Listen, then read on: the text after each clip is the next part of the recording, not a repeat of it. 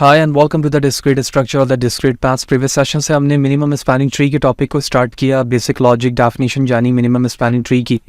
इस सेशन पर हम मिनिमम स्पैनिंग ट्री को सॉल्व करने के लिए दो एल्गोरिथम्स प्रिम्स या क्रुस्कल जो इस्तेमाल होते हैं डिस्क्रीट स्ट्रक्चर में, उन्हें डिस्कस करेंगे। बहुत ही इंपॉर्टेंट एल्गोरिथम है एग्जाम पॉइंट ऑफ व्यू से भी। तो वीडियो फर्दर कंटिन्यू रखने से पहले बताते चलूँ कि प्रीवियसली तमाम वीडियोस मेरे यूट्यूब चैनल पर मौजूद है। फाद हुसैन CS से सर्च करने के बाद आप मेरे यूट्यूब चैनल पर आएंगे, इसके प्लेलिस्ट पर जाएंगे जहाँ डिफरेंट डिसिप्लिन्स की वीडियोज़ हो विथ ईज वॉच कर सकते हैं, जबकि इनमें इस्तेमाल होने वाले content related material which mean presentation, slide code, ये तमाम चीज़ें मेरे ब्लॉग fadhusaincsblogspot.com पे मौजूद है। तमाम मटेरियल को फ्रीली डाउनलोड करके यूज़ किया जा सकता है। तो चैनल पर अगर नए हो, चैनल को सब्सक्राइब नहीं किया तो ज़रूर सब्सक्राइब करें ताकि अपकमिंग वीडियोज़ के हवाले से आपको बर वक्त जानकारी मिलती रहे और इसी तरह की नई चीज़ें आसानी के साथ सीख सकें। वीडियो को लाइक करें, ज़्यादा लोगों को शेयर करें। तो अगर हम मिनिमम स्पैनिंग ट्री की डेफिनेशन को रिकॉल करें तो डेफिनेशन कहती है कि minimum spanning tree is a connected weighted graph. That's a very important thing कि वो वेटेड ग्राफ हो। तो is a spanning tree that has the smallest possible sum of a weight of its edges, यानी different numbers of the. जब spanning tree किसी graph से बनाया जाता है तो हम उस स्पैनिंग ट्री को प्रेफर करेंगे जिसके वेटेड वैल्यू का सम जो है वो स्मॉलेस्ट हो, मिनिमम हो, कम से कम हो। तो कम वाले को ही पिक किया जाएगा और वही हमारा स्पैनिंग ट्री होगा। लेकिन जब हम प्रॉब्लम को सॉल्व कर रहे होंगे ग्राफ से स्पैनिंग ट्री बनाना और उसके बाद मिनिमम देखना, तो ये काफ़ी मुश्किल रहता है। तो हमें n number of the spanning trees बनाने होंगे based on the formula of the Kirchhoff theorem या फिर nth वैल्यूज, और उसके बाद ही हम डिसाइड कर सकेंगे कि which one is the smallest value. तो इसको रिजॉल्व करने के लिए दो एल्गोरिथम इस्तेमाल होते हैं जिसे हम प्रिम्स और क्रुस्कल कहते हैं। तो सबसे पहले हम समझते हैं कि प्रिम्स एल्गोरिथम क्या है और उसके स्टेप बाय स्टेप प्रोसीजर क्या है।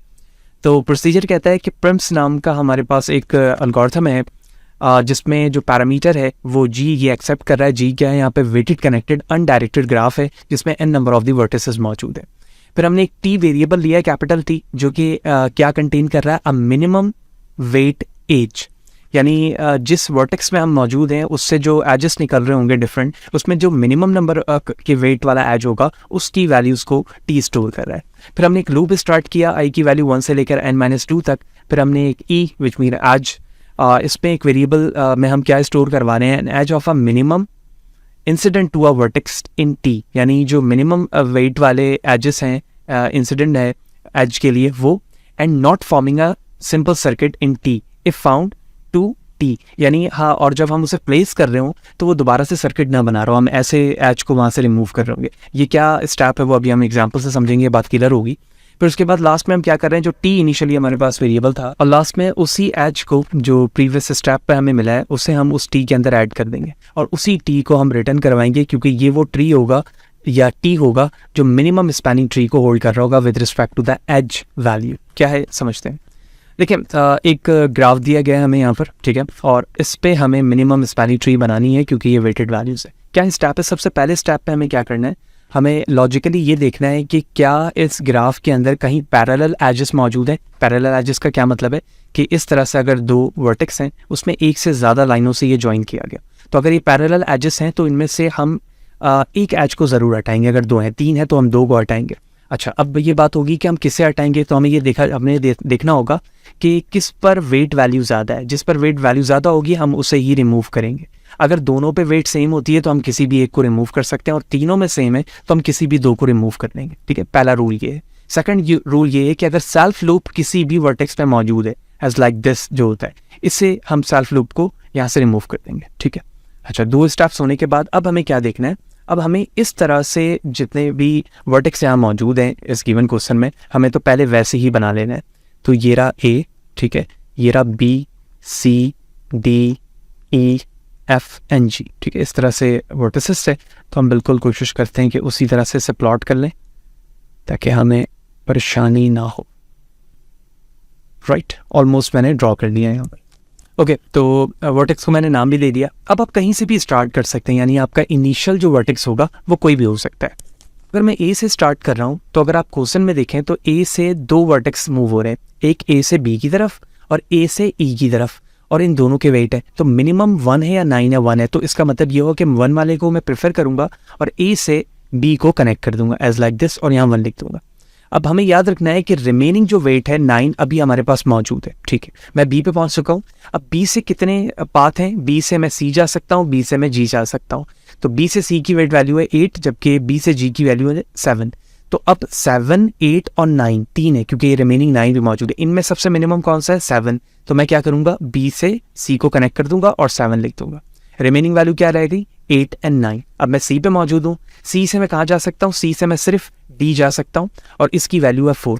तो रिमेनिंग है 4, 8, 9। इनमें से सबसे मिनिमम कौन सा है? 4। तो मैं D को ही प्रेफर करूंगा और मैं यहाँ चला जाऊंगा। ठीक है, 4 भी कवर होगा। अब D पे जाने के बाद हमें समझ में आ रहा है कि मैं D से सिर्फ E जा सकता हूँ और E जा सकता हूँ और F भी जा सकता हूँ। तो 3 एंड 5, जबकि रिमेनिंग कौन कौन से हैं? 8, 9। तो इन चारों में से मिनिमम कौन सा हो गया? 3, जबकि रिमेनिंग 5 रह गया। तो मैं 3 को इससे यूं कनेक्ट कर दूंगा। ठीक है, जब मैं E पे पहुंचा तो E से जो पाथ बन रहा है वो किसका है? F का है। ठीक है, जबकि साथ ही साथ E से मैं आगे की तरफ जा सकता हूँ, लेकिन अगर मैं E से 9 की तरफ गया तो मैं सर्किट बना जाऊंगा और मुझे सर्किट से बचना है। तो मैं E से 2 F की तरफ जा सकता हूँ क्योंकि उसकी वेट वैल्यू मिनिमम है 2, जबकि रेस्ट ऑफ दी वैल्यूज जो है 5, 8, 9 है, तो 2 ही मिनिमम है। तो मैं इसे इससे कनेक्ट कर दूंगा। अब बारी बच गई F की, तो F से कनेक्ट हो रहा है 6 के साथ G, क्योंकि rest of the other values जो हैं वो मिनिमम है। ठीक है, मिनिमम तो है, लेकिन अब यहाँ पर एक बड़ा इंपॉर्टेंट कॉन्सेप्ट है कि अगर मैं 6 पर आता हूँ, ठीक है, 6 को यूज करते हुए, लेकिन जो रिमेनिंग वैल्यूज हैं वो कौन कौन सी बची हुई है? 5, 8 और 9। तो 6 जो है वो 5 से बड़ा है, तो मैं 5 को प्रेफर करना चाहिए। अब प्रॉब्लम ये है कि अगर मैंने इसको कनेक्ट कर दिया तो ये क्या बना देगा? सर्किट। तो अब सर्किट बनने की वजह से मैं 5 को इग्नोर कर रहा हूं, लेकिन अगर 5 कनेक्ट करने की वजह से सर्किट नहीं प्लॉट हो रहा होता तो मैं 5 को यूज करता। ठीक है, तो मैं 5 को इग्नोर करूंगा। इसके बाद लीस्ट वैल्यू क्या बच गई? 6। तो मैं 6 को ही प्रेफर करूंगा और मैं इसे कनेक्ट कर दूंगा और उसकी वेट वैल्यूज लिख दूंगा 6। ठीक है, जबकि यहाँ 2 थी, यहाँ पर 3 थी। इस तरह से आप देखें कि जितने भी नंबर ऑफ वर्टिसेस थे वो कनेक्ट हो चुके हैं। जब वो सारे कनेक्ट हो चुके हैं तो अब मैं इन वेट वैल्यू का सम कर दूंगा। 7, 3, 10, 14, 15, 15 के बाद ये हो गया 17, 19। ठीक है, I think it's converted into 23, right? The sum of this graph will be 23। तो 23 बेस जो यहाँ पर इस वक्त ट्री बनी है, that is said to be a minimum spanning tree. That will be the solution. तो यहाँ पे जो मैंने एक एक स्टेप फॉलो करके आपको दिखाया है, देयर इज अ सोल्यूशन। ठीक है, जिसमें इस ग्राफ को इस तरह से प्लॉट करके दिखाया गया, इसके सम वैल्यूज है और यहाँ पे ये ऑर्डर दिखाया जा रहा है कि मैं A से B गया, B टू C गया, C टू D गया, D टू E गया, E टू F गया और F टू G गया। इस तरह से ये देखें। तो अब हमें किसी भी तरह का ग्राफ दिया जाएगा और कहा जाए कि इस पर मिनिमम स्पैनिंग ट्री अप्लाई करें by using a Prim's algorithm, तो हम इसी रूल को अप्लाई करेंगे और उसे सक्सेसफुली बिल्ड कर लेंगे। Hope you understand. The next one is a Kruskal algorithm. ठीक है, क्रुस्कल एल्गोरिथम क्या करता है? सबसे पहले प्रोसीजर समझते हैं। By name Kruskal, G is a graph weighted connected graph with n number of the vertices. अब यहाँ पर जो T हमने लिया है उसे हम एम्प्टी ग्राफ इनिशियली ले रहे हैं। ठीक, अब क्यों ले रहे हैं ये एग्जाम्पल पे हमें समझ में आएगी बातें। अब हमने ग्राफ के अंदर जब initially graph empty graph store करवाया, अब हम लूप चला रहे हैं 1 से n-1 तक।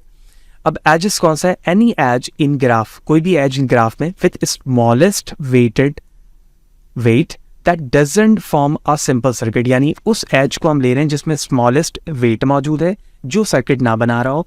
अगर ऐसा है when added to a T, जब उसे टी में ऐड किया जाए, और जिस एज को ऐड किया जाएगा उसे ही हम टी में स्टोर करेंगे और टी एट लास्ट जब ये डिफरेंट आइटरेशन पर फुलफिल कर लेगा तो एक्चुअली यही वो टी होगा जो मिनिमम स्पैनिंग ट्री बना रहा होगा and that will return this procedure on it. ठीक है, let's see the example. Here is example, same example हमने लिया जो नंबर ऑफ वर्टेक्स हैं A, B, C, D, E, F and G। ठीक है, सबसे पहले स्टेप क्रुस्कल में भी यही देखा जाएगा कि अगर हमारे पास दो नंबर ऑफ वर्टिसेस के दरम्यान डिफरेंट पैरेलल एजेस मौजूद हैं तो उनमें से जिसकी वेट वैल्यू ज़्यादा होगी हम उसे कट करेंगे। 2 के लिए एक कट किया जाएगा, 3 के लिए 2 कट किया जाएगा, दोनों में सेम वैल्यूज़ हैं तो हम किसी को भी कट कर सकते हैं। सेकंड स्टेप पे देखेंगे कि अगर इस तरह से कोई सेल्फ लूप मौजूद है तो हम उसे कंसीडर नहीं करेंगे बल्कि सेल्फ लूप को डिलीट कर देंगे। थर्ड स्टेप बड़ा इंपॉर्टेंट है क्योंकि अब हमें यहाँ पर क्या करना है कि जितने भी वर्टिसेस के दरमियान पेयरिंग एजेस ज्वाइन हैं, अब उन ज्वाइन एजेस को हमें इंक्रीमेंट ऑर्डर में यानी इंक्रीजिंग ऑर्डर के अंदर लिखना है। ठीक है, इससे क्या फ़ायदा होगा वो तो हम बेस्ड ऑन द एल्गोरिथम देख रहे हैं कि उससे हमें स्मॉलेस्ट वेट वैल्यू का पता चलेगा। ठीक है, कैसे? ठीक है, सबसे पहले मैं स्मॉलेस्ट वेट अगर देखूँ एज की तो ये 1 है। ठीक है ना, तो ये किन दोनों के दरमियान है? A, B के। तो मैं इस तरह से यहाँ लिख सकता हूँ A और B के दरमियान जो एज वैल्यू है वेट वो 1 है। ठीक है, सेकंड 1 हो गया, 2 2 किसके दरम्यान है? E और F के दरम्यान है, तो मैंने लिखा EF is equal to 2, okay 2 भी हो गया। 3 दरम्यान है D और E के, ठीक है, ये रहा D ये रहा E, तो मैंने लिख दिया D और E इक्वल टू 3 भी हो गया। 4 है C D के दरम्यान, तो C D equal to 4। What about the 5 here, D and F के दरम्यान 5 है। 6 अगर आप देखें उसी के बाद 6 है, ये है F और G के दरमियान। What about 7, B to C, 7 right. 8 है हमारा B टू G के दरमियान, तो हम यहाँ लिख देते हैं B to G is equal to 8। And 9 है हमारा C और G के दरमियान, तो C और G के दरमियान है 9। इस तरह से सारे कवर हो गए, ठीक है। अब जब ये सारे कवर हो गए तो हम क्या करेंगे, जिस तरह से इनिशियली हमें क्वेश्चन में ग्राफ दिया गया था, सब वर्टिसेस को हम वैसे ही उतार लेते हैं। तो क्योंकि सेम कलर है तो मैं मार्कर चेंज कर लेता हूँ, राइट। तो नंबर ऑफ वर्टिसेस जिस तरह से थे हम उस तरह से इन्हें लिख लेते हैं, like this and this, A B C D E F and G, that's good, okay. अब हमें इस तरह से मिनिमम नंबर से, जिस तरह हमने इंक्रीमेंट ऑर्डर में ये लिखा है, हम A B minimum number of the pair को लेते जाएंगे और कनेक्ट करते जाएंगे। और हमें कनेक्ट करते वक्त ये देखते रहना है कि क्या कहीं सर्किट तो प्लॉट नहीं हो रहा। जहाँ सर्किट प्लॉट हो रहा होगा हम उसे इग्नोर कर देंगे। देखें, सबसे पहले यहाँ लिखा हुआ है A to B, ठीक है, A to B को मैंने कट किया और A से B को ज्वाइन कर दिया और यहाँ पे लिख दिया 1, राइट। उसके बाद है E to F, ये E to F कनेक्ट कर दिया, कोई सर्किट प्लॉट नहीं हो रहा है, कोई मसला नहीं, 2 लिख दिया। उसके बाद है D to E, अगर मैं D to E कनेक्ट करूंगा तो क्या कोई सर्किट प्लॉट हो रहा है? नहीं, ठीक है, मैंने D to E कनेक्ट किया और 3 लिख दिया, that's good. C to D को यहाँ से कट किया, क्या मैं C to D को अगर कनेक्ट करूं तो क्या कोई सर्किट बनेगा? नहीं, कोई मसला नहीं, कनेक्ट कर दे, मैंने लिख दिया 4। उसके बाद है D to F, ये रहा D ये रहा F, अगर मैं D to F को कनेक्ट कर दूं तो क्या सर्किट बन जाएगा? जी हाँ बिल्कुल, तो मैं D to F नहीं ले सकता, ठीक है। F to G, अगर मैं F to G को कनेक्ट करूं तो क्या कोई सर्किट बनेगा? नहीं, F to G को कनेक्ट कर दें, वेट वैल्यू क्या है? 6 लिख दिया मैंने, ठीक है। उसके बाद है B to C, अगर मैं B to C को कनेक्ट करूं क्या कहीं सर्किट बन रहा है? नहीं, B to C को कनेक्ट कर दें और यहाँ पर 7 लिख दें, लिख दिया मैंने। B to G, ये रहा B ये रहा G, लेकिन अगर मैंने इसे कनेक्ट करने की कोशिश की, मैं डॉट से बना रहा हूँ, यहाँ पे भी डॉट ही बना देता हूँ, तो क्या होगा? सर्किट बन जाएगा, तो मैं इसे नहीं ले सकता।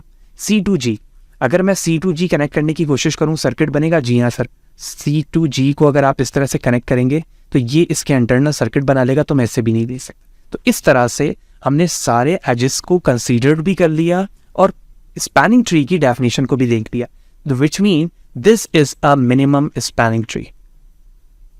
Spanning tree minimum, and that's it. Sum values अगर आप देखें तो 10, 14, 15, 6 and 2 will be 23 and that's cool। इस तरह से हमने क्रुस्कल एल्गोरिथम की लॉजिक को यूज़ करते हुए भी यहाँ पर स्पैनिंग ट्री बना ली। Hope you understand. अब हमें किसी भी तरह का सवाल दिया जाए और क्रुस्कल की लॉजिक कहा जाए तो हम इन्हीं लॉजिक्स को प्लॉट करेंगे, फॉलो करेंगे और इसी तरह से आगे जाएंगे। तो सेम जो मैंने यहाँ पर सॉल्व करके दिखाया, ये इसका सोल्यूशन मौजूद है, इसमें सेम वही ऑर्डर दिखाए गए हैं जिस तरह से हमने कनेक्ट किया है, वो कनेक्शन मैंने यहाँ पर लिखा है, ठीक है ना। तो यहाँ पर उसे इस तरह से ब्रैकेट के अंदर दिखाया जा रहा है A to B, E to F, क्योंकि इस तरह से हम मिनिमम वैल्यूज पे प्लॉट कर रहे थे और बिल्कुल सेम देखें यही चीज़ हमारे पास प्लॉट हुई है, ठीक है, और कॉस्ट भी हमारी यही आ रही। तो that's all about the minimum spanning tree using Prim's and Kruskal. Hope you understand. फिर भी कोई सवाल है, कोई चीज़ अगर समझ में ना आई हो कमेंट सेक्शन पर जरूर पूछें, कोशिश करूँगा इस सवाल से आपको बर वक्त जवाब दे सकूँ। वीडियो अच्छी लगी तो लाइक करें, ज़्यादा लोगों को शेयर करें।